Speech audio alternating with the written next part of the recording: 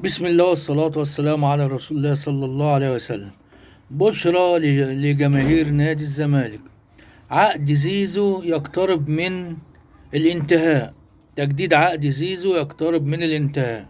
بس هي المشكلة ان عقد زيزو نادي الزمالك هيدفع جزء، واكتر من محب للزمالك هيدفع جزء.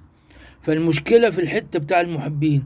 زيزو عاوز كل فلوسه من نادي الزمالك، مش عايز يبقى ليه علاقة بالمحبين. يعني المحبين يدوا لنادي الزمالك بأي وسيلة، وزيزو ياخد كامل عقده من نادي الزمالك. يا إما العقد كله فلوس أو شيكات بس من نادي الزمالك، مش من المحبين.